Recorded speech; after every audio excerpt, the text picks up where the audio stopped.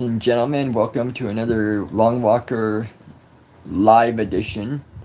We are going over a few videos today on Western civilization. And then there's myself, anyway. You just pause it. I did. Okay. Try to get out of it though. Alright, ladies and gentlemen, the first video is about Western values. I started watching this little bit of it and then stopped and said, let's watch it together with everyone. And then there's the origins of Western civilization, and then we're going to end with end of days. Is Western civilization about to collapse? And all of this is designed to kind of get people to see, how we ended up in the position we are today, particularly with the way Western women are, Western men, consumerism, materialism, Yes. and all that, and how it's like really affecting life. It's affected a lot of lives. The Yes. nuclear family. It's just how we got to this point. And down the line, I'll do one just on Eastern philosophy and how it's different from Western. So, but for now, let's just move on with this, and we'll see. This guy was pretty funny when I started watching him, so let's see what he's up to. Western things, and we have Western values. You know what Western values are, right? Wait, what? Oh, is that why you clicked on this video to watch? Very well then, let's try to define what Western values are. I think I'm going to go grab my old trusty dictionary. Hey, while I'm doing that, Ellie, can you play that clip I have pulled up on my computer for the audience? Great, she's going to play, yeah, that one right there. She's going to play that while I find my dictionary. To assert the superiority of Western values is to state the obvious. It's to have faith in ourselves, and it's to have faith in other people. Thank you. That was from a wonderful debate from 2013 hosted by Intelligence Squared, in which they spoke about whether or not the West should be reluctant to assert the superiority of Western values. I'll be showing more clips of it later in this video. Just hold on to your butts for that. Now wait a second. I got my dictionary here, but before we define what Western values are, we should probably back up and define first what the West is. West, the direction toward the point of the horizon where the sun sets at the equinoxes on the left-hand side of a person facing north, or the part of the horizon lying in this direction. Well, that's not terribly helpful at all, is it?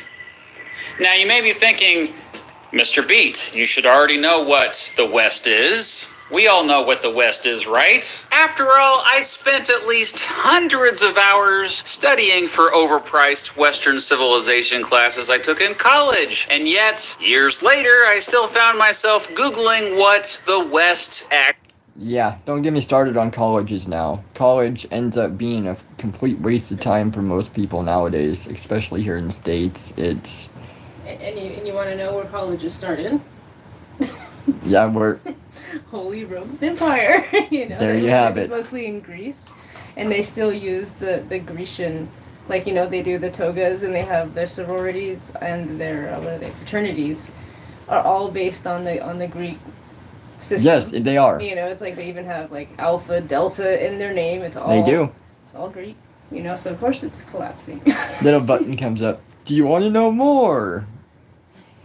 actually was. Is it a reference to the Western Hemisphere? No, not really. It basically is a reference to Europe or any part of the world that has historically been heavily influenced by Europe. For that reason, the West is often expanded to the Americas, Australia, and New Zealand. Now remember, the opposite of West is East. So at one point, there had to be a divide. The divide between West and East we see today has its roots in the cultural and religious divide of the Roman Empire. For example, folks in the western portion of the Roman Empire often spoke Latin, while folks in the eastern portion of it often spoke Greek.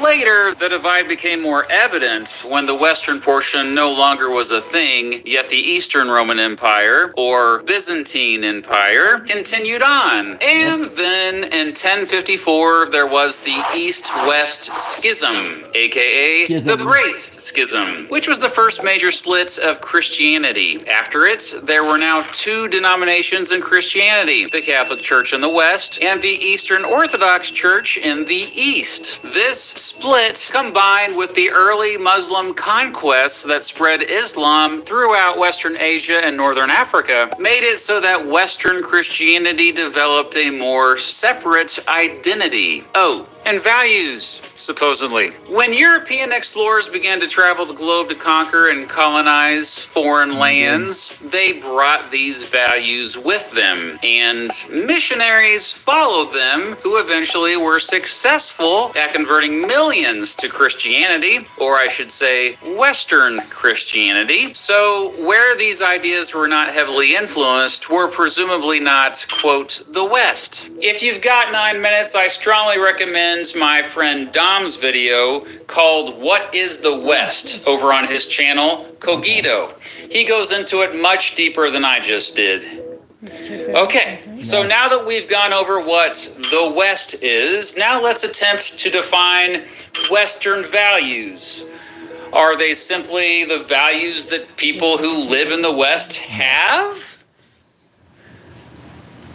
No, not really.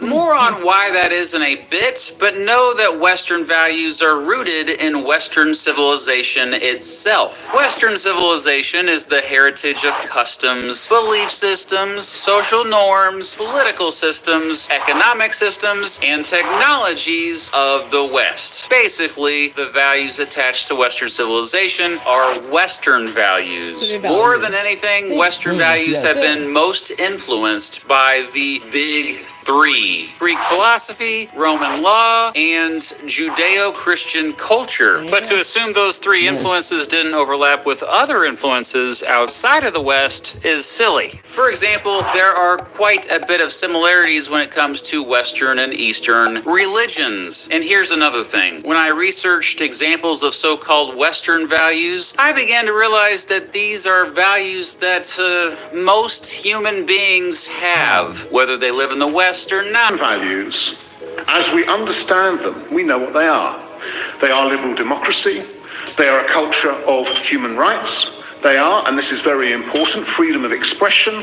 They are freedom of worship, and they are secular government. Well, the proposition that underlies Western culture is that there's a transcendent morality. Western civilization offers liberating doubt, which leads to the methodological principles of scientific skepticism. The individual has intrinsic value in Western societies. Western values, individual liberty, privacy, freedom of speech, freedom of religion. Western values, including democracy, the rule of law, and equality between citizens, regardless of their gender, ethnicity, religion, or sexuality. We entered into treaties to codify Western values of freedom and human rights. Western values like we like, at least I like them, free trade, human rights, all that kind of stuff. All the same stuff. And what distinguishes the West from all other cultures are the institutions of democracy, capitalism, and gender equality and all this, and it's like you saw that in the West, women weren't allowed to vote. No. Women weren't allowed to own property. But going back a couple thousand years in our eastern tribes, they were owning property and voting. They were, yeah. And owning businesses and sometimes ruling kingdoms. Yeah. But that's like, even the Western, like the Old West. Yeah, that's what I was thinking. It's like we didn't really get.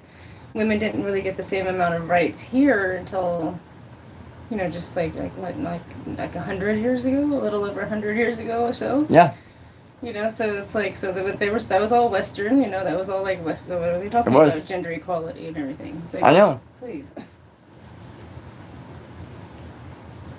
Science, religious tolerance, abolition of slavery, universal human rights, the development of the scientific method. By the way, here's a list I compiled of examples of what folks called Western values. Much of these ideas became popular during the Age of Enlightenment, and you watching right now, probably value most, if not all of this stuff.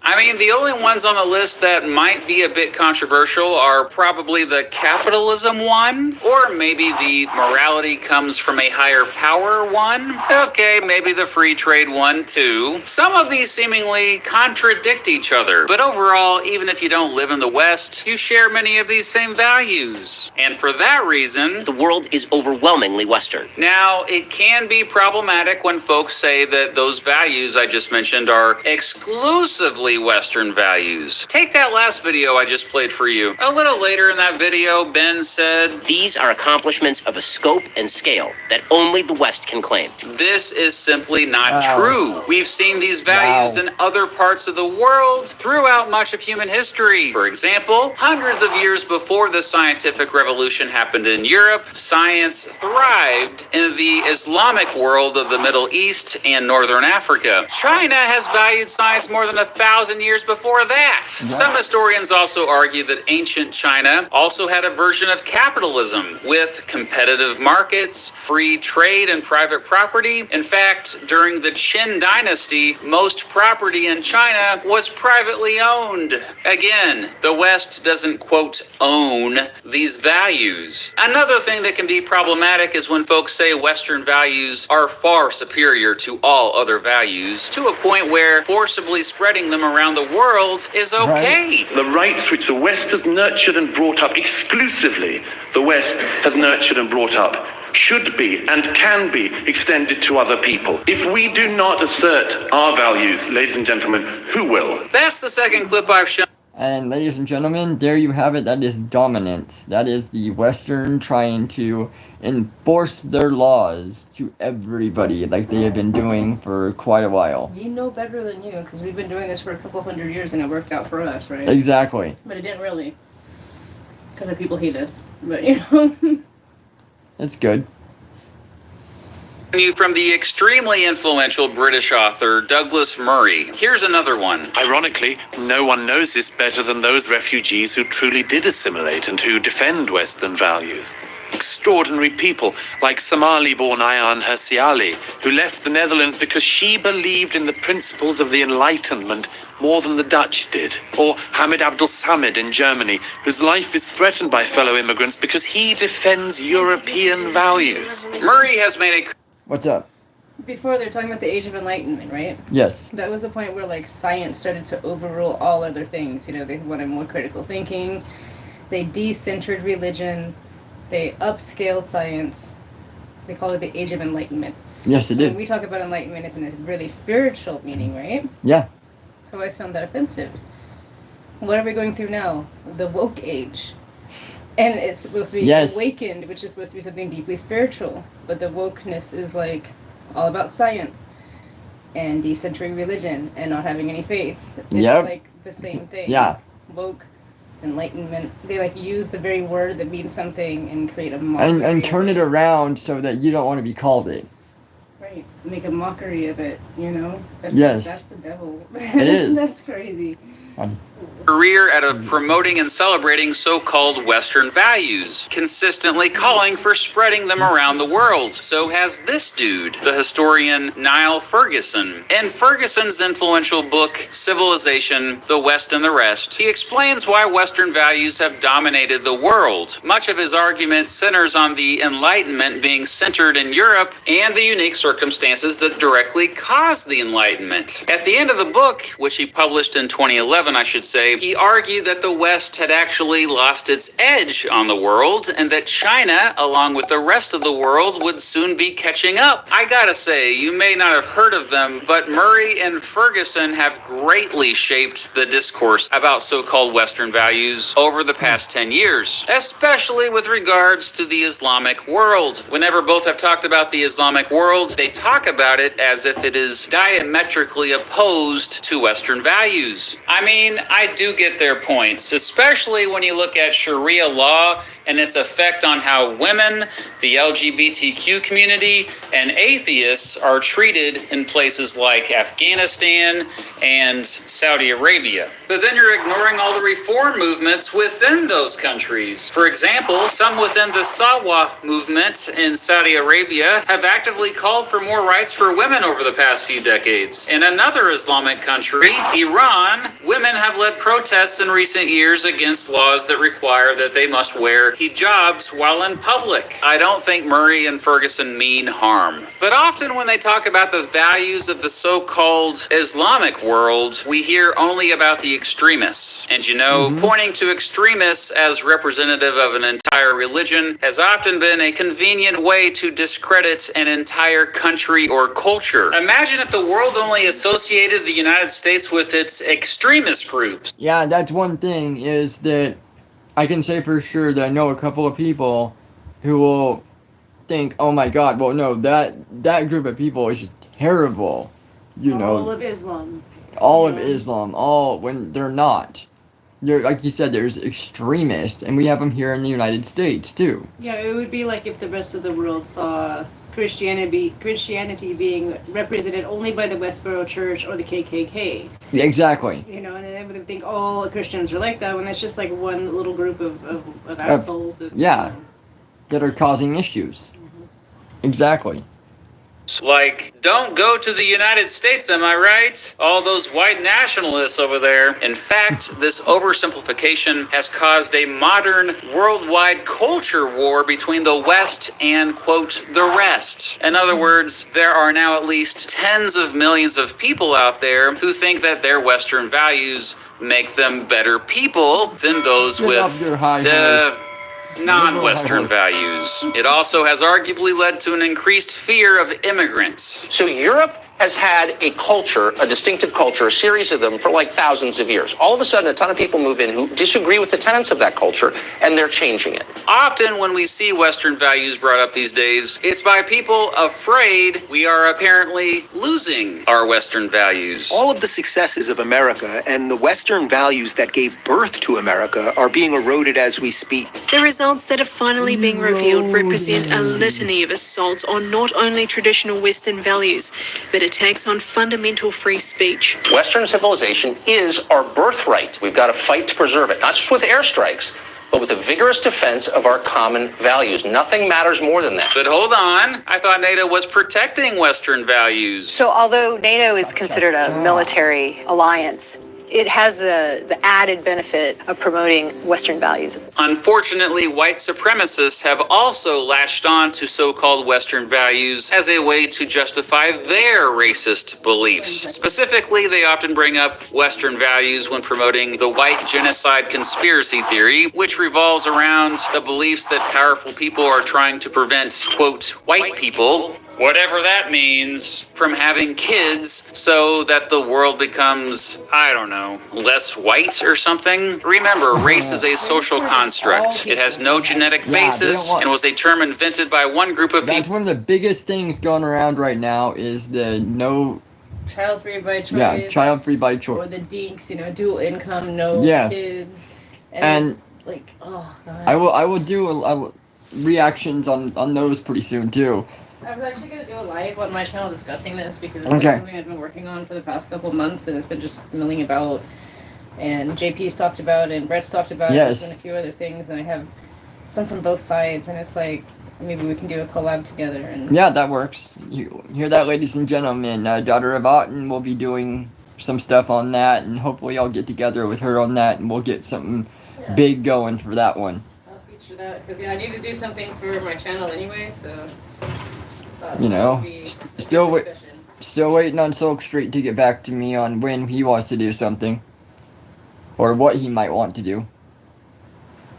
To to justify that it was superior to another group of people. I think that white identity and white nationalism is a little misleading. I think it's more accurate to say that the alt-right cares about Western supremacy rather than white supremacy. It cares about Western values. It cares about liberal, capitalist, Western democracy, democratic values, freedom, equality, that kind of thing. And it sees, various threats to those on various fronts. Yeah. Anyway, in conclusion, most folks who speak about Western values mean well. However, sadly, it has also become coded language for something more sinister that leads to xenophobia and racism. Perhaps continuing to label stuff in society that we like, quote, Western values, is damaging public discourse and oversimplifying society. Back to that intelligence squared debate I mentioned at the beginning of the video, and that I've been showing clips from throughout. After watching, I found myself agreeing with the journalist Charles Glass. Now, in this discussion tonight,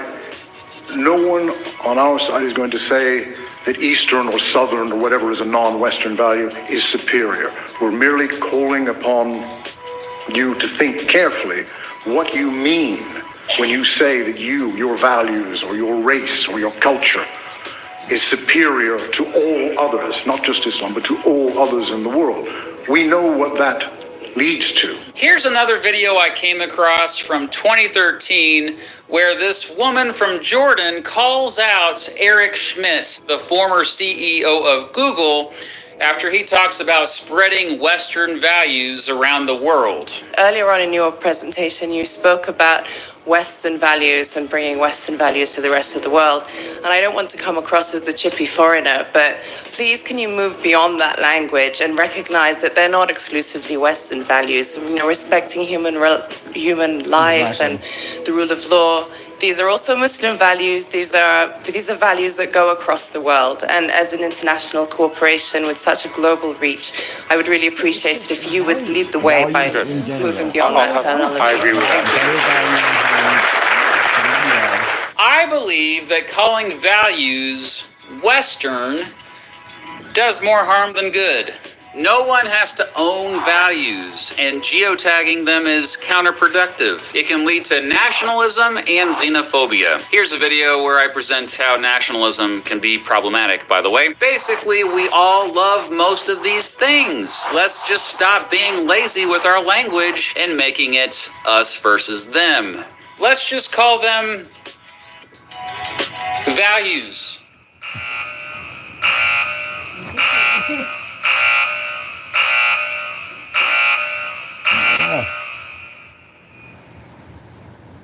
But what do you think? Is using the phrase Western values actually not that big of a deal? What is your favorite Western value? What's your favorite Eastern value? What's your favorite Southern value? And finally, what's your favorite Northwestern value? Let me know in the comments below. Also, what do you value? Do you value me? I hope you do. I value you. Comment me, brah. Thank you for watching.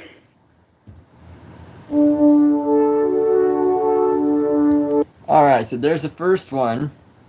Now we'll go into the origins of the Western civilization. Let's see what they have to say about that. Not the same guy. This is a different one. So we'll see what this one. I think this one's more serious.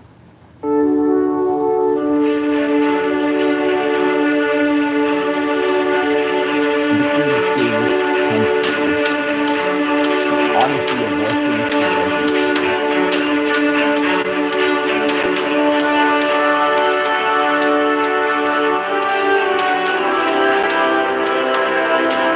Where did Western civilization come from? Now, what do we mean by Western civilization? In the present world, the ability to build skyscrapers or to take out a brain tumor and cure you with chemotherapy.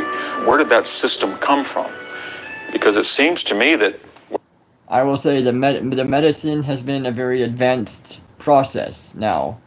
There's a lot that can be done, but that's on both sides. That's Western and Eastern. That's pretty much everywhere. There are the third world countries that don't have as much. But I mean, here in the United States, with Western civilization, there's a lot that we can't do either. I mean, our veterans are not getting the treatment at all that they need.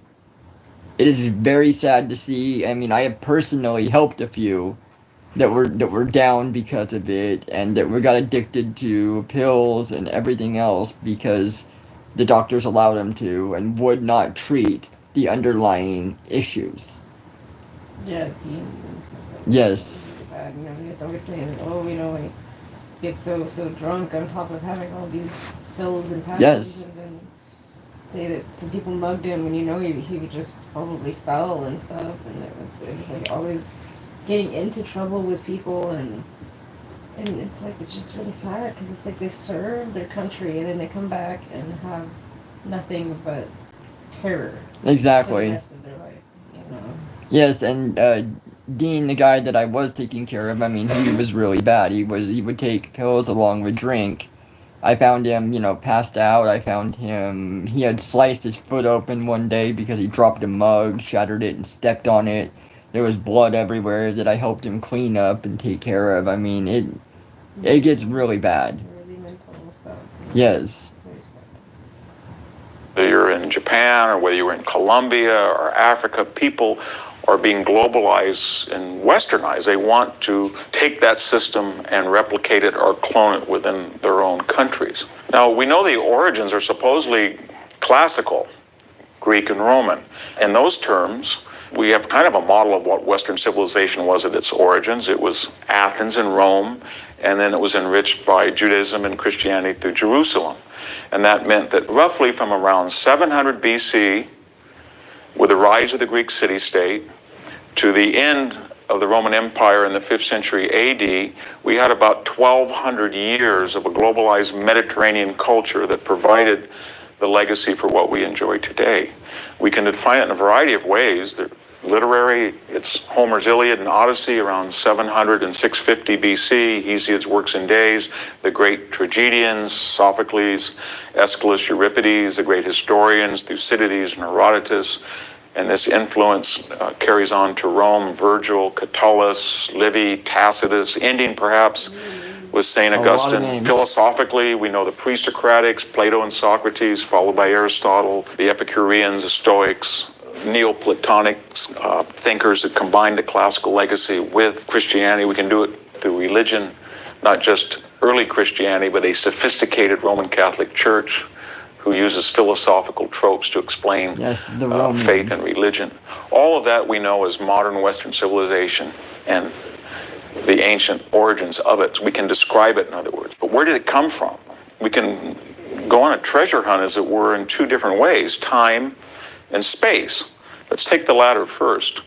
Let's go through the Mediterranean and see if we can find it. We go to Egypt, and there's a colossal civilization from 3000 BC to around 700, 600 BC, and then it doesn't seem to have any influence. I'm not saying the Greeks didn't borrow from the Temple of Karnak for their early Doric architectural order, or I'm not saying the Egyptian eye doesn't appear in classical. From the Egyptians, the root of it was always in Kemet, but but that was like later in the Ptolemaic Yes. period. Greek art. I'm not saying that Koroi and Korai Greek statues look like this and they have an Egyptian frozen smile. They do, but not the core of Western civilization. There's nothing in Egypt that would explain constitutional government, free market economics, private property, the ability to explain natural phenomenon by reason and logic rather than faith and superstition, the triumph of the individual, a notion of personal freedom and liberty. All of the menu of ancient and modern Western civilization has no pedigree in Egypt. By the same token, it doesn't have any in the Fertile Crescent or in Anatolia. There are law codes, Hammurabi's law code, but it's a edict. It's not something that was adjudicated as in the Athenian assembly. So we look around and we don't find places outside of Greece where the Western menu began. Well, how about by date then? Because the Greek speakers were in the Balkans, southern Balkans, from about 700 BC onward. And our hunt can sort of focus on the first monumental civilization in Greece were the Mycenaeans. Remember, these are palatial cultures that built fantastic architecture. And if we look at these ruins today at Mycenae, I mean, my gosh, there's a 70-ton lintel over the monumental Lion Gate. We can go to the Palace of Nestor in Pylos, and we know that from about 1900 BC to their fall around 1200, there was a sophisticated civilization. They even had a record system, linear B, a primitive form of writing. But the whole system collapses around 1150, 1175, 1200, whatever particular place we look at it, right around the time, a generation supposedly in the mythological tradition after the Trojan War. And what happens? There's sheer chaos. From 1150 to 800, we have the so-called Dark Ages of Greece.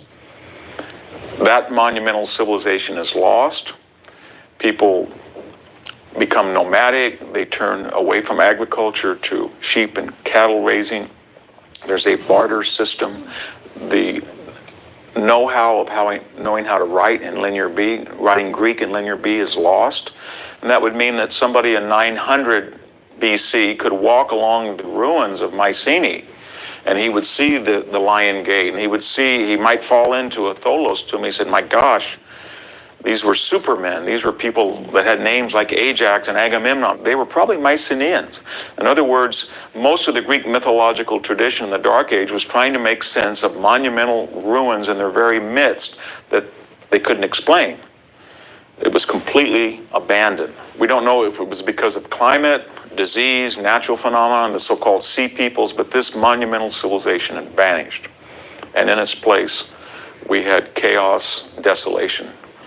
And when civilization returned to the Balkans, yes, it did concentrate in some of the Mycenaean centers at places like Athens and in the Peloponnese, but it was very different. It was completely... Yeah, they had a lot of really cool structures that a lot of them still stand to this day in a lot of these areas. And anthems and amphitheaters. Yes, the amphitheaters. Yeah, there definitely was good things that came from, it was really good time for art and music, poetry, and we did learn a lot in those points, just like we have, again, with technology and the way that they can make cameras now, and the way you can capture video now, and the way you can share things. That's really a good thing. I think that's really great. It's just that the rest of the excess that comes along with it, it's going to be the downfall. And I couldn't do the math. I couldn't see about how long that was before it collapsed for them. How many hundred of years or thousands of years? I couldn't hear really. But for us, it's been less than 500. I know we've become so advanced so quickly. Our fall is going to be catastrophic. Yeah, and we have the funds to record it this time. Yeah, we've got. The technology is outstanding. Yeah. With what we have compared to then, and look. It's amazing with the pyramids or some of these buildings, the amount of weight that some of these stones were is unreal to us that they could even have lifted them. Right. So yeah, they obviously had some technology. Yes. Some know-how that's. There was something else that helped them. And it was lost to history because of collapse. It was, yes. Antithetical to the Near Eastern model that had characterized Mycenaean civilization. We had about 1,000 to 1,500 Greek city-states. They had something called an agora, a place where people could come and freely communicate and freely barter and exchange goods. There was a introduction of coinage. They took a Phoenician script and added vowels to it, and the Greek language now metamorphosized into what we know as today as classical Greek, alpha, beta, gamma, menenede, theae, etc. That language was developed with the rise of the city-state, monumental temple buildings, Temple of Zeus at Olympia, and then the classical period characterized by the refinements on the Parthenon. All of this was sort of an intellectual, material, economic revolution, and it was, again, antithetical to the palatial model that had come from the Near East and Egypt that had characterized prior civilization in Greek. And it's very akin to our own. So that when we read Antigone and about the plight of a woman who is brilliant and has been oppressed by a male-dominated society, or we read Lysistrata about the folly of war and the anti-war movement, or we read Plato about whether it's better to be hurt or to hurt somebody. These are the same issues that we're struggling with today because we are Greeks. Okay, so we've sort of solved our problem. We know that Western civilization, that is, present America through the British Empire, through European civilization and the Enlightenment, the Reformation, the Renaissance, classical Roman imperial and republican tradition that goes back to Greece. We can go back to Greece, and we can't go back any further. Further between 700 and 800 BC, there's nothing like it. And there's nothing like it anywhere. Not Japan, not the Mayans, not the later Aztecs. Now we get to the central crux of the investigation today. Well, what caused it? I mean, the climate is the same as the Mycenaeans. They still are in the Mediterranean. Why all of a sudden, between 8 and 700 BC, do we have this explosion of something called a polis, a city-state? Well, to answer these questions, we've got to remember we're in the pre-industrial, pre-scientific world. And that means we're in the agricultural world. Today in America, we're eating 1 out of 100 people produces the food for us to survive one more day. That means 99 of us can make movies, we can drive, we can conduct open heart surgery, we can build a freeway. That was not true in the ancient world. It took 9 out of 10 people to produce food. So if you're going to look at changes in culture, you better look at agriculture. And lo and behold, when we go back to Greece between 800 and 700, we see a revolution, both a social and a scientific one. Somewhere around 8 to 700, people began to master the art of grafting, and that meant that they could take very fertile cultivars of fruit trees. We're talking everything from plums to olives.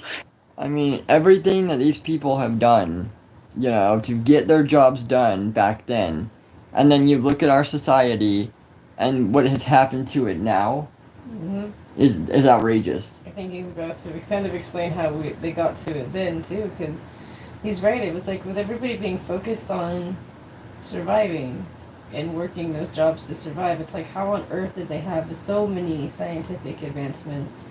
Yes, exactly. So much time to make such beautiful art and everything. It's like they had a trick.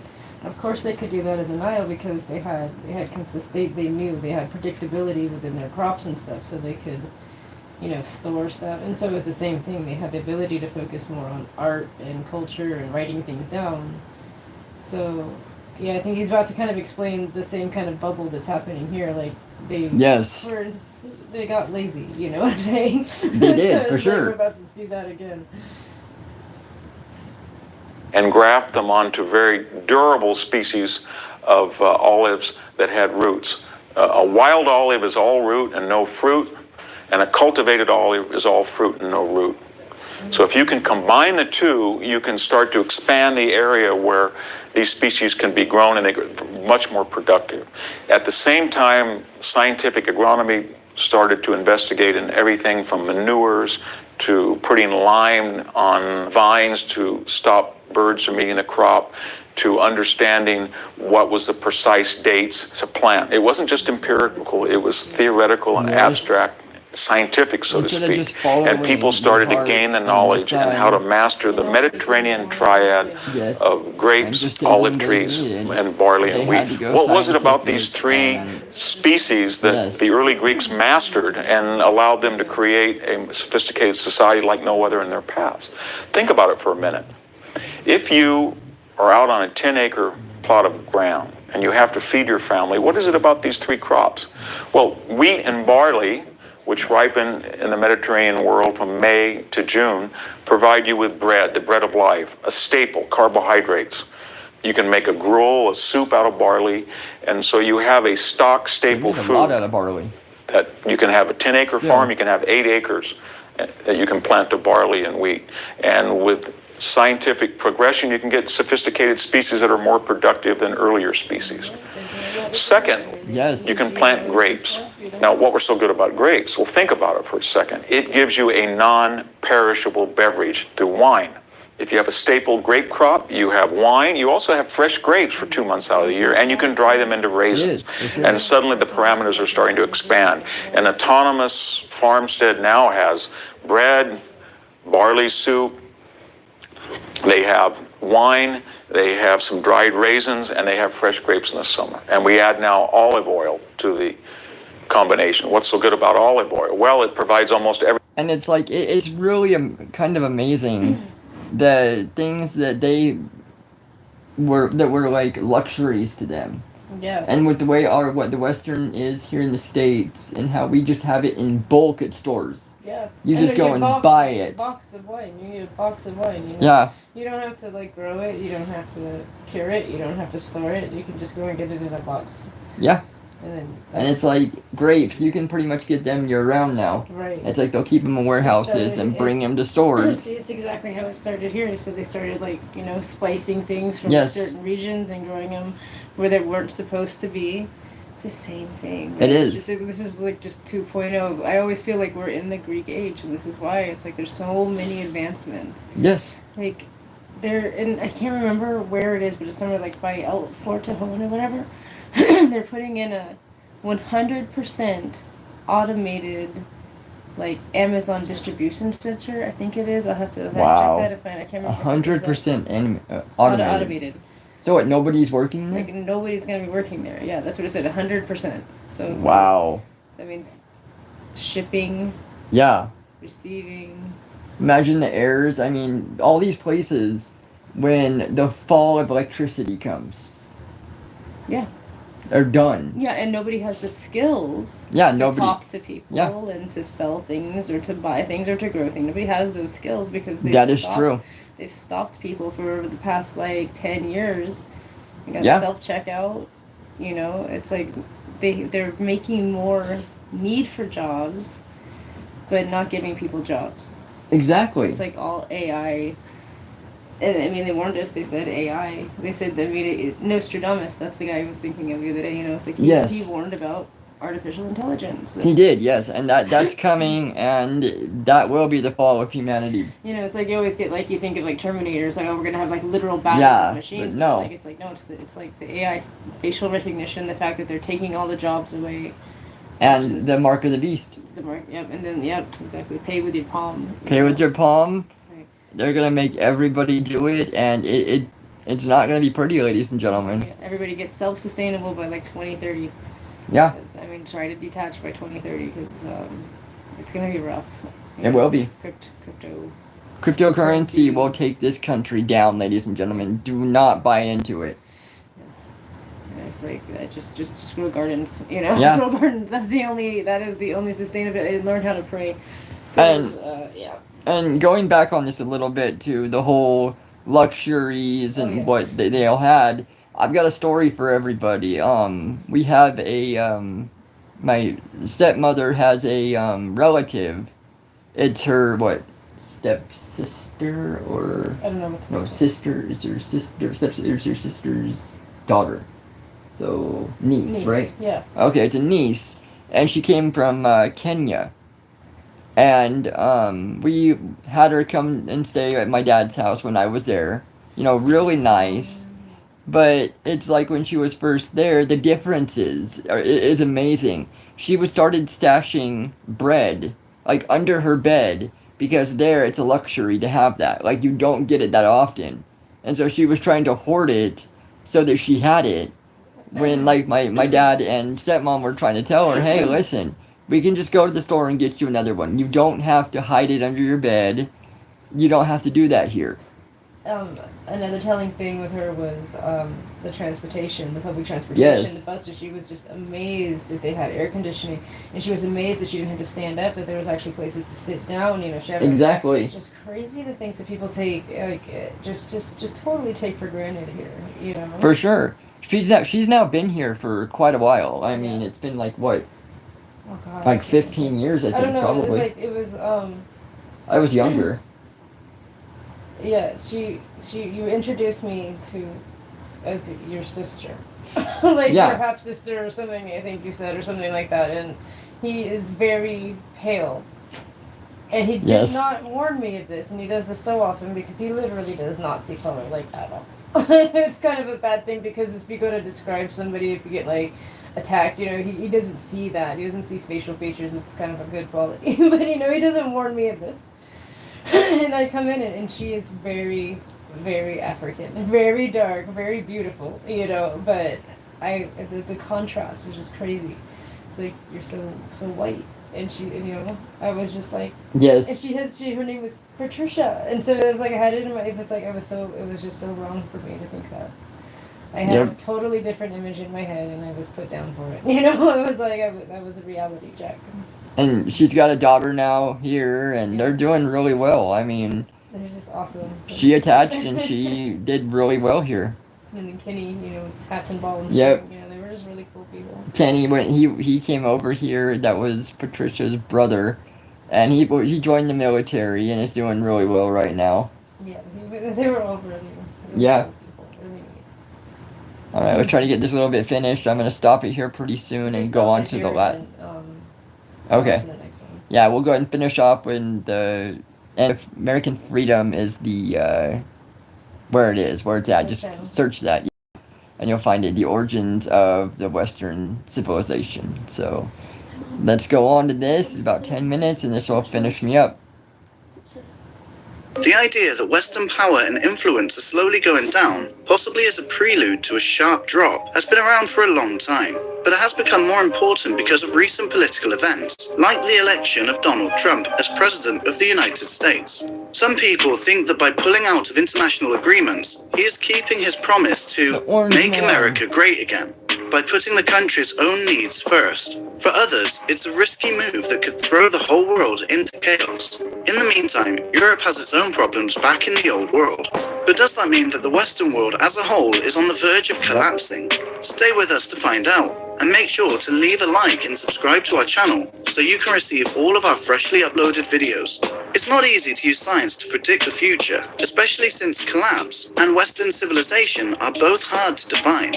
We talk about how the Roman Empire fell apart in the middle of the first millennium, but there is a lot of proof that it continued to exist in some form for hundreds of years after that, and that its influence is still felt today. The end of ancient Egypt was less of a disaster in which everyone died, and more of a shift in the balance of power. So when we talk about collapse, do we mean that people lose everything and go back to the Middle Ages? Or that things are going to be rough for a while on the social and political fronts? The idea of Western civilization is also hard to grasp. Roughly speaking, it includes parts of the world like North America, Australia, and New Zealand, where most of the cultural norms came from Western Europe. But after that, the lines get less clear. China, for example, was built on a different set of cultural norms than that of the rest of the world. However, thanks to globalization, it is not easy to say where Western culture begins and ends. Even so, you know, the last elections that we've had, the last few, have been something else. I mean, we've had literally a circus in our political area in the United States. Yeah, and it's like as you know, outsiders that don't really have any in any of it. It's interesting to listen to both sides, and I really, like I said, I never really hear about what they're gonna do for people. For the most part, they're just literally tearing everybody down. Yeah, I mean, that is what our political parties have become. I mean, this past, you know, the elections are coming back up again. And you've got Biden, who is basically just a zombie. I mean, it's crazy that he even is still in office. But, you know, he's just the puppet for the people behind him. Yeah. And then you have Trump, who has constantly bashed him. You know, we're a nation that is divided by far here. And our parties just want to go at each other like, you know, like it's territory. And it's very discouraging, you know, for anybody. And it's, I mean, it is what it is. It's like, you know, Trump's, like, arrogance is generally, like, disliked by the world at large. And, you know, the current one seems to make us weak. Exactly. You know, and like you said, we're divided, and it's like, it's noticeable. It's like we have Minecraft friends from other countries, and then they talk about that kind of stuff. It's like, we don't know anything about any other country's politics. No. You know, it's like maybe a little bit about Canada's, but not so much. But I mean, it's like people from like Japan and Mexico and, you know, exactly. They like know about our politics. It's like it's that much on the world stage. That much on the world stage, and it's like you mentioned something about Trump, and oh, the Orange Man. Yeah. That's how he's known. Or the Cheeto Man. The Cheeto Man, yeah. Freaking great, you know. That's always supposed to be our representative, and here we go. Exactly. And then no, they just make fun of this new one. This is his age, all the time, you know. And dementia. And his dementia, right? Yep. And then remember the two things that we saw today, two different aides that are supposed to be loyal. And they just went and blabbed secrets because they thought that they were on a date with the guy. And so they just went and started like, oh my god, I can keep a secret so well, and then just start blabbing all this inside information. Talking, okay, we can't talk about it like that. Yeah. Yeah. So let's get back to this. Some scientists and historians are looking at the rise and fall of ancient civilizations to see if there are any patterns that could tell us what is coming. So, is there any proof that the West has reached the end of the road? Peter Turchin, an evolutionary anthropologist at the University of Connecticut, says that there are a lot of signs that should make us worried. Turchin was a population biologist who was studying the rise and fall of predator and prey animals when he realized that the equations he was using could also explain the rise and fall of ancient civilizations. In the late 1990s, he began to apply these equations to historical data, looking for patterns that link social factors such as wealth and health inequality to political instability. Sure enough, he found two cycles in the history of ancient Egypt, China, and Russia that are linked to regular periods of unrest that mark the end of an era. A secular cycle is one that lasts 200 or 300 years. It starts out with a pretty equal society, but as the population grows, there are more people than there are jobs, so labor becomes cheap. Rich elites form, while the standard of living for the rest of the people goes down. As the society becomes more unequal, the cycle enters the more destructive phase, in which the misery of the lower strata and infighting between elites contribute to social turbulence and eventually collapse. Then there is a second, shorter cycle that lasts 50 years and consists of 2 generations, one of which is peaceful and the other of which is troubled. When Turchin looked at US history, he saw there was a lot of trouble in 1870, 1920 and 1970. Worse, he thinks that the end of the next 50-year cycle, which will happen around 2020, will happen at the same time as the most turbulent part of the longer cycle. This will cause a time of political unrest at least as bad as what happened in 1970, when the civil rights movement and protests against the Vietnam War were at their height. In their book, The Fourth Turning, an American prophecy published in 1997, 2 amateur historians named William Strauss and Neil Howe. I mean, with COVID, there wasn't many people that could have said that they lived through what we all lived through at the time from the past. I mean, the whole world shut down. Yeah, the whole world shut down. People were encouraged not to go outside, to stay inside, to be by yourselves, like you could be with family, but if you had extended family, don't go see them. Right. The human psyche needs touch. It needs love. And our own people were saying, no, you can't be doing that because, that's going to be contagious for everybody. You just can't do that.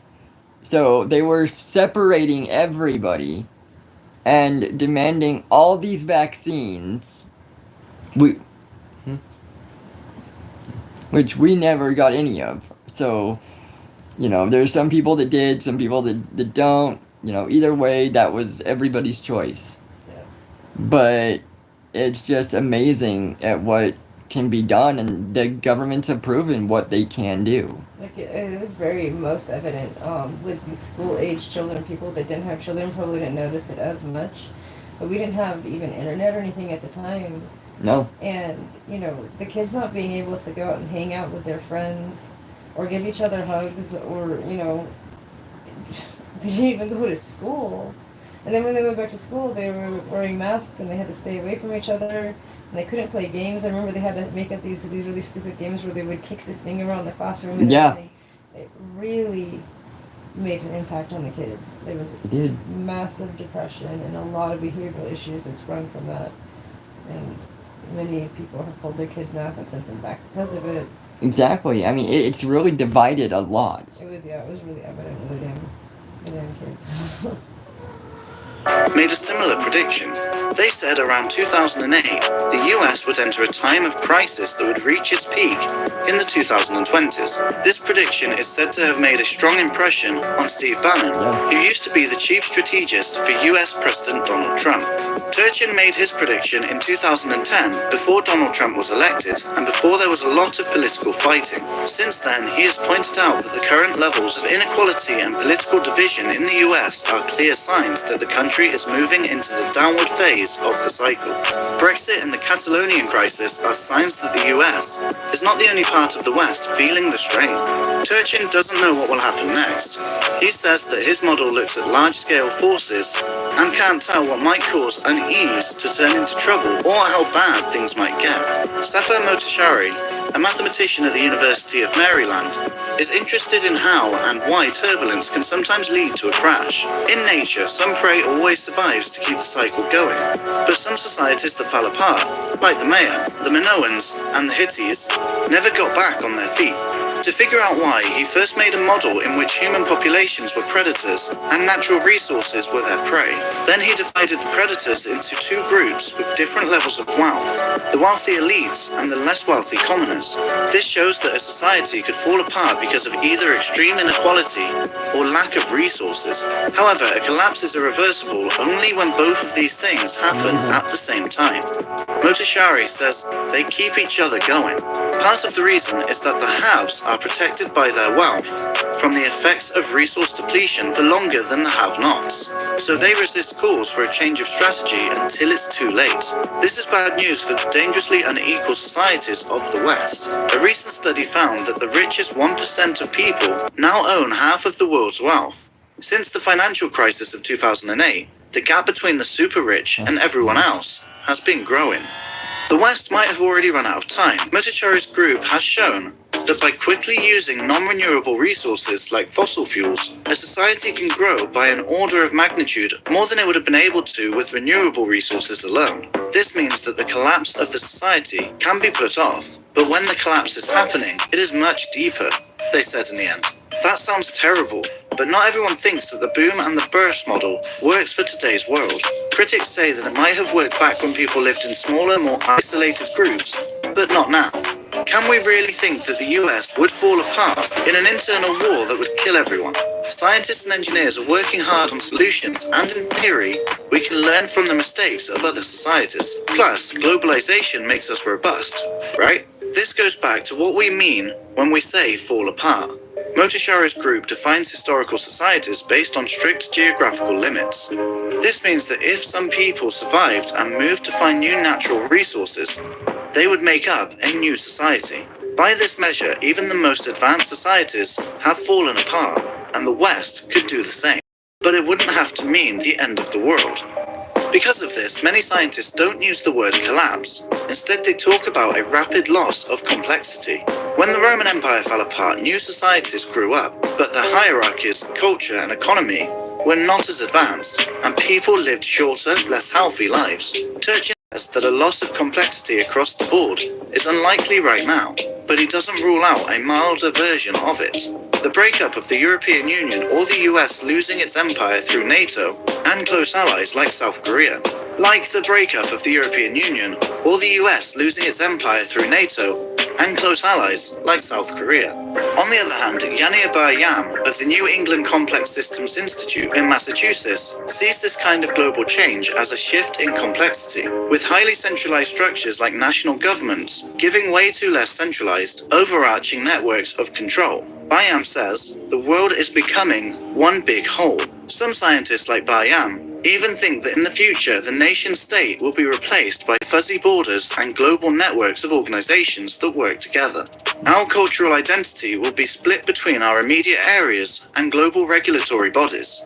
Almost nobody thinks things will go well for the West, no matter how things turn out. Ian Morris, a historian at Stanford University in California, and the author of Why the West Rules, for now, says that you have to be very optimistic to think the West's current problems are just a blip on the screen. So, is there anything we can do to make it less painful? Turchin says that disaster could be avoided if the forces that keep the cycles going were changed. For example, the public debt and income inequality could be fixed by putting in place more progressive taxes. Motashari thinks we should slow down the growth of the population to levels that his model says are sustainable. The exact levels change over time depending on how many resources we still have, and whether or not we use them in a sustainable way. Thank you for watching. We hope you enjoyed our video. See you soon on a brand new update. Alright, ladies and gentlemen, that is what I have for today. Thank you all for coming, and I hope that you learned a thing or two about the Western civilization and Western values on the first one, and end of days on the third one. So, namaste, blessed be everybody, and let's go on and make peace in this world. This LongWalker is striding out, ladies and gentlemen.